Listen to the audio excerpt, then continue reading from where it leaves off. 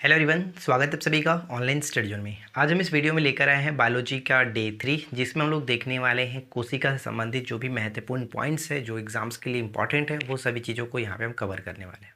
ठीक है, तो इस वीडियो के साथ आखिरी तक बने रहिए। इससे पहले मैंने बायोलॉजी से 2 टॉपिक आपको दिया था, उन 2 टॉपिक को नहीं देखे तो प्लेलिस्ट चेक करिए, वहाँ पे आपको मिल जाएगा।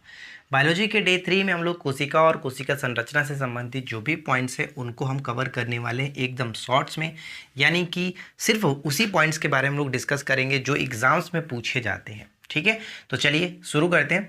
देखिए, सबसे पहले बात करते हैं कोशिका। कोशिका क्या होती है? कोशिका जीवन की या फिर जीवों की आधारभूत संरचनात्मक एक कार्यात्मक इकाई मानी जाती है, यानी सबसे छोटी इकाई होती है कोशिका। जीवों की आधारभूत संरचनात्मक और कार्यात्मक इकाई मानी जाती है कोशिका। अब यहाँ पे देखिए, कोशिका जो प्राय स्वजनन की क्षमता रखती है। स्वजनन मतलब सेल्फ, जो कि रिप्रोडक्शन कहते हैं, उसको कह सकते हैं स्वजनन की क्षमता रखती है। और जो कोशिकाएं होती हैं ये विशिष्ट पारगम्य कला से घिरी रहती हैं। ये एक पॉइंट है और ये एक पॉइंट है। ये 2 पॉइंट्स आपको याद रखना है, क्योंकि डायरेक्ट आपसे क्वेश्चंस में एमसीक्यू फॉर्मेट में पूछा जा सकता है कि निम्नलिखित में से कोशिका के संबंध में कौन सा चीज़ें सही है। तो ये दोनों पॉइंट्स आपके लिए वीवीआई बन जाता है, क्योंकि अभी जो एग्जाम्स का ट्रेंड चल रहा है, अभी जैसे टीसीएस पेपर ले रहा है उसके अकॉर्डिंग साइंस की बात करें तो इस तरह के प्रश्न पूछे जा रहे हैं, जैसे कि उसमें कथन टाइप के। ठीक है, तो इन दोनों में से कौन सा कथन सही है? तो दोनों पॉइंट्स यहाँ पे बिल्कुल सही होगा कोशिका के संबंध में। अब चलते हैं यहाँ पे जो कि बेसिक वाली चीज़ें हैं जो बार बार रिपीट होते रहते हैं, जैसे कोशिका का अध्ययन क्या कहलाता है। तो कोशिका के अध्ययन को हम लोग साइटोलॉजी के नाम से जानते हैं। इस चीज़ को ध्यान रखेंगे, कोशिका के अध्ययन को साइटोलॉजी के नाम से जाना जाता है, राइट। और कोशिका की खोज के बारे में पूछा है तो यहाँ पे 2 चीज़ ध्यान रखना होता है। कोशिका की खोज, एक तो आपका मृत कोशिका थी, यानी जो पहले खोजी गई थी रॉबर्ट हुक के द्वारा 1665 ईस्वी में, वो एक मृत कोशिका थी। लेकिन जीवित कोशिका अगर क्वेश्चंस में पूछे कि जीवित कोशिका की खोज किसने की थी और ऑप्शंस में आपको रॉबर्ट हुक दिख जाए, तो आप वहाँ पर थोड़ा सा समझदारी बरत करके ध्यान से क्वेश्चन को टिक करेंगे, क्योंकि रॉबर्ट हुक ने मृत कोशिका की खोज की थी। रॉबर्ट हुक ने 1665 ईस्वी में मृत कोशिका की खोज की थी। उसके बाद जीवित कोशिका की खोज जो हुई वो ल्यूमेनहॉक के द्वारा 1674 ईस्वी में हुआ था। तो ये दोनों पॉइंट्स आपको अच्छे से याद होना चाहिए, कंफ्यूज नहीं करना है, क्योंकि ऑप्शंस में दोनों चीज़ें मिलेंगी और कंफ्यूज आप हो जाएंगे। तो अगर आप अच्छे तरीके से ध्यान में रखेंगे तो ये चीज़ आपके लिए इंपॉर्टेंट होगा। अब एक छोटा सा पॉइंट ये भी पूछा गया था, मैंने पेपर में कहीं देखा था कि कोशिका विज्ञान का क्लासिक काल किसे माना जाता है। कोशिका विज्ञान का क्लासिक काल तो 19वीं शताब्दी का अंतिम चौथाई जो काल था उसको माना गया है कोशिका विज्ञान का क्लासिक युग या फिर क्लासिक काल। तो ये चीज़ आप, एक छोटा सा पॉइंट है, उसको आप नोट डाउन कर लेंगे। एक चीज़ मैं आपको और बता दूं, अगर आप इन सभी चीज़ों का एक सेपरेट नोट्स चाहते हैं तो हमारे कोर्स में ऑलरेडी ये सारी चीज़ें जो कि अच्छे तरीके से नोट्स के फॉर्मेट में आपको प्रोवाइड कराई गई है, जो कि खुद मेरा हैंडराइटिंग नोट्स है। आप चाहो तो उसको देख सकते हैं, जाकर के वहाँ से डाउनलोड कर सकते हैं, क्योंकि अब तो आपको पता है कि हमारे कोर्स में डाउनलोड का फीचर दे दिया गया है, आप डाउनलोड कर सकते हैं। तो जो लोग चाहते हैं कि इन सभी चीज़ों को, यहाँ तो आप समझ रहे हैं, आप चाहते भी होंगे कि इसका हम सेपरेट नोट्स बना लें, तो बने बनाए नोट्स आपको मिल जाएगा हमारे कोर्स में। आप हमारे एप्लीकेशन को डाउनलोड कर लीजिए, जो कि इस वीडियो के डिस्क्रिप्शन में लिंक मिलेगा। डाउनलोड करने के बाद स्टोर सेक्शन में जाइएगा, लॉगिन करने के बाद स्टोर सेक्शन में वहाँ पे अपने मनपसंद की कोर्सेज को ज्वाइन करेंगे तो वहाँ पे साइंस जो सेक्शन है, किसी भी कोर्स में जाएंगे तो वहाँ पे साइंस के सेक्शन में आपको ये सारी चीज़ें डिटेल में PDF मिल जाएगी, आप डाउनलोड कर सकते हैं। ठीक है, चलिए हम आगे बढ़ते हैं। अब बात करते हैं कोशिका सिद्धांत। प्रश्न ये पूछा था कि कोशिका सिद्धांत को किसने दिया था। ठीक है, तो कोशिका सिद्धांत स्लाइडेन और स्वान के द्वारा 1838-39 में दी गई थी। स्लाइडेन और स्वान, ये 2 नाम आपको याद रखने, स्लाइडेन और स्वान 2 नाम याद रखने। इन दोनों के अलग अलग बातें थी। यहाँ पे देखिए क्या है। पहला पॉइंट ये कि पादपों का शरीर सूक्ष्म कोशिकाओं का बना होता है। पादपों का शरीर सूक्ष्म कोशिकाओं का बना होता है। और इसके विपरीत इन्होंने ये कहा था, यानी कि ये जो बात कही गई थी 1838 में स्लाइडेन ने कहा था, इसके विपरीत इन्होंने जंतुओं के बारे में कहा था। जैसे कि स्लाइडेन ने पादपों के बारे में कहा, ठीक उसी तरह से उसके विपरीत उन्होंने, यानी कि स्वान ने जंतुओं के बारे में कहा कि जंतुओं का शरीर भी सूक्ष्म कोशिकाओं का बना होता है। और जैसा कि हमने पहले ही बात किया था कि जीवों का जो आधारभूत संरचनात्मक और कार्यात्मक इकाई है वो कोशिका ही है। तो यही बात यहाँ पे जो कि सिद्धांत में भी सिद्ध किया गया। तो यहाँ पे 1838 स्लाइडेन ने दिया और स्वान ने 1839 में ये दिया था। तो इसीलिए कहा जाता है कि कोशिका सिद्धांत, स्लाइडेन और स्वान 1838 और 39। तो ये 2 पॉइंट्स आपको याद रखने हैं। अब यहाँ पे चीज़ है जैसे कि महत्वपूर्ण खोज। तो महत्वपूर्ण खोज के अंतर्गत क्या क्या चीज़ें आपको याद रखने जो एग्जाम्स में डायरेक्ट पूछे जाते हैं वो देखिए। केंद्रक की खोज किसने की थी, यानी न्यूक्लियस की जो खोज है, केंद्रक की खोज किसने की थी? 1833 में रॉबर्ट ब्राउन ने किया था। रॉबर्ट हुक ने वहाँ पे मृत कोशिका की खोज 1665, लेकिन रॉबर्ट ब्राउन ने 1833 में केंद्रक की खोज की।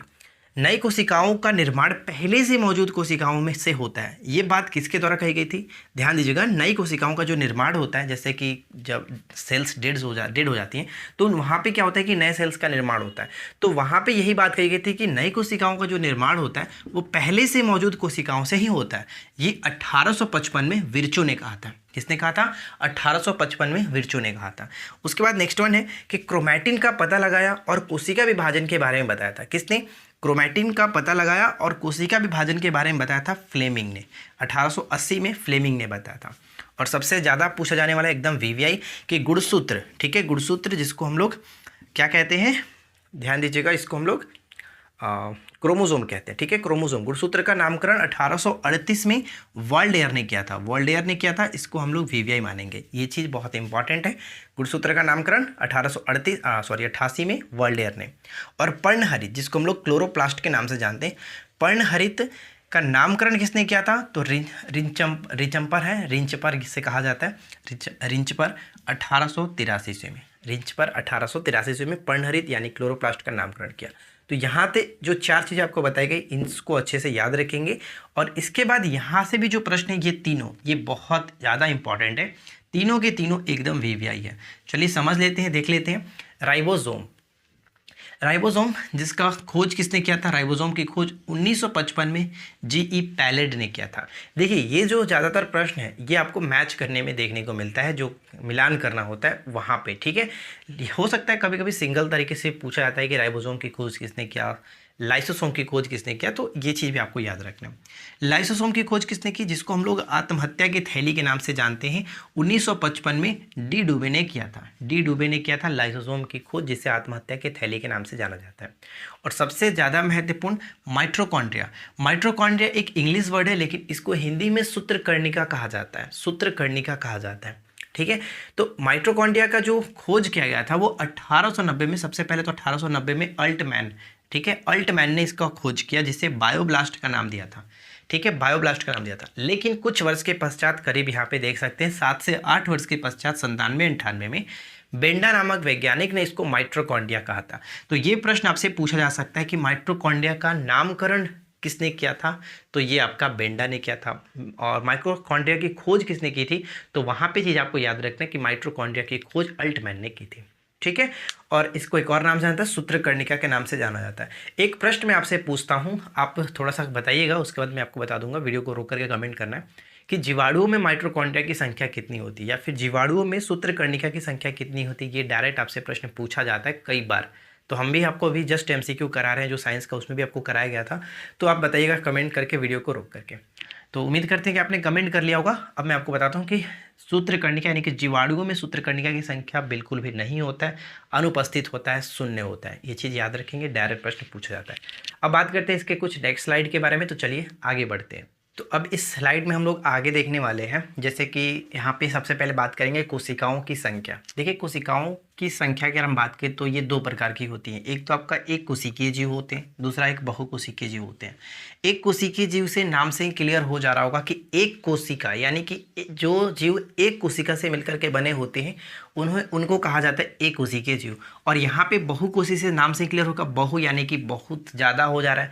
तो बहुकोशिकीय कहने का मतलब कि एक कोशिका से ज़्यादा जो मिलकर के बने होते हैं उनको कहा था बहुकोशिकीय। अब यहाँ पे देखिए डायरेक्ट आपसे प्रश्न पूछा जाता है कि निम्नलिखित में से कौन एक कोशिकीय जीव है। तो अमीबा होता है, पैरामीशियम होता है, जीवाणु होता है, ये चीज़ ध्यान रखेंगे। लेकिन अगर आपसे एक चीज़ पूछा जाए कि सबसे बड़ा एक कोशिकीय जीव कौन सा है, तो सबसे बड़ा एक कोशिकीय जीव होता है एसिटाबुलेरिया। एसिटाबुलेरिया जो कि एक समुद्री शैवाल होता है, समुद्री शैवाल होता है, इसे भी याद रखिए। ध्यान रखिएगा, समुद्री शैवाल होता है, ठीक है। और सबसे बड़ा एक कोशिकीय जीव होता है एसिटाबुलेरिया, ये मैंने आपको एमसीक्यू में कराया भी था। नोट यहाँ पे मैं ये बताना चाहता हूँ कि एक कोशिकीय जीव भी वह सभी आवश्यक क्रियाएं करते हैं जो बहुकोशिकीय जीव करते हैं, यानी इन दोनों में ज़्यादा कुछ है नहीं, जो वो काम करता है वही काम ये भी करते हैं, एक कोशिकीय जीव भी करते हैं। तो ये चीज़ याद रखिएगा, ये आपको देखने को मिलेगा कथन वाले टाइप में, जो कि अंतर आपको बताने के काम आएगा। अगला है कि कोशिका का सूक्ष्मतम आकार कितना होता है। तो कोशिका का जो सूक्ष्मतम आकार बताया गया वो 0.1 माइक्रोन बताया गया है, लेकिन ध्यान रखिएगा कि ये जो होता है वो आपका 0.1 से लेकर के 0.5 माइक्रोन तक होता है। आप इसको एनसीईआरटी में पढ़ सकते हैं, 0.1 से लेकर के 0.5 माइक्रोन तक होता है, ठीक है। जो कि सबसे छोटी कोशिका किसकी होती है, माइकोप्लाज्म, ठीक है। सबसे छोटी कोशिका, सूक्ष्मतम कोशिका किस में देखा गया, माइकोप्लाज्म, ये चीज़ आपको याद रखना है। और सबसे बड़ी कोशिका शुतुरमुर्ग के अंडे की होती है। तो सर्वाधिक बड़ी कोशिका के आकार जो पूछा जाए तो 170 mm से 130 mm, ठीक है, 170 mm गुणे 130 mm होता है। सबसे बड़ी कोशिका शुतुरमुर्ग के अंडे की होती है, जबकि सबसे छोटी कोशिका माइकोप्लाज्म की होती है। सबसे बड़ी एक कोशिकीय जीव कौन सी हो गया, एसिटाबुलेरिया, जो कि एक समुद्री शैवाल है। अमीबा, पैरामीशियम, जीवाणु, ये सभी इसी के अंतर्गत है, एक कोशिकीय जीव के अंतर्गत। तो पूछा है कि जीवाणु किस प्रकार का कोशिका है, तो एक कोशिकीय जीव होता है, ठीक है। जीवाणु एक कोशिकीय जीव होता है।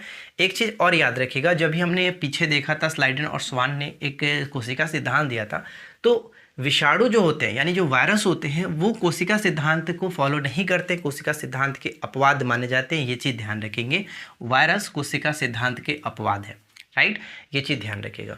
अब यहाँ पे पूछा सकता है कि कोशिका के प्रकार कितने हैं। तो कोशिका के प्रकार आपके दो होते हैं, पहला आपका प्रोकैरियोटिक कोशिका, दूसरा होता है यूकैरियोटिक। तो प्रोकैरियोटिक यूकैरियोटिक के संबंध में हम लोग यूकैरियोटिक के संबंध में हम लोग किसी और वीडियो में डिस्कस करेंगे, जो कि इसके बारे में इसका नेक्स्ट जो पार्ट आएगा उसमें हम लोग देखने वाले हैं, ठीक है। अब यहाँ पे 3 जो प्रश्न है वो आपके एग्जाम्स के लिए बहुत ज़्यादा इंपॉर्टेंट है, इसको याद रखेंगे किसी भी तरह से। मानव में सबसे छोटी कोशिका कौन सी होती है, मानव में सबसे छोटी कोशिका होती है पुरुषों के स्पर्म, या फिर हम कह सकते हैं शुक्राणु, पुरुषों के शुक्राणु या फिर पुरुषों के स्पर्म, ये मानव में सबसे छोटी कोशिका होती है, ये चीज़ ध्यान रखेंगे। और सबसे मानव में सबसे बड़ी कोशिका कौन सी होगी, मानव में सबसे बड़ी कोशिका कौन सी होगी, तो महिलाओं के जो अंडाणु है, अंडाशय है, उसको कहते हैं, महिलाओं के अंडाशय को सबसे बड़ी कोशिका माना जाता है, ये चीज़ याद रखेंगे, ठीक है, अंडाणु। उसके बाद नेक्स्ट वन है कि मानव शरीर की सबसे लंबी कोशिका कौन सी होगी, मानव शरीर की सबसे लंबी कोशिका कौन सी होगी, तो तंत्रिका तंत्र, जिसको न्यूरॉन के नाम से भी जान सकते हैं। तंत्रिका तंत्र की इकाई होती है न्यूरॉन, और इसको मस्तिष्क के कोशिका के मस्तिष्क की कोशिका के रूप में भी जाना जाता है।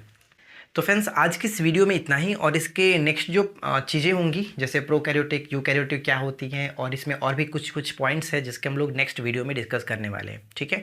तो इस वीडियो में इतना ही, उम्मीद करते हैं कि आप लोगों को अच्छा लगा होगा। इससे पहले के वीडियो का अगर आपने नहीं देखा, पार्ट 1 पार्ट 2 को नहीं देखा, यानी डे 1 डे 2 को नहीं देखा है, तो आप उसको ज़रूर देख लीजिए।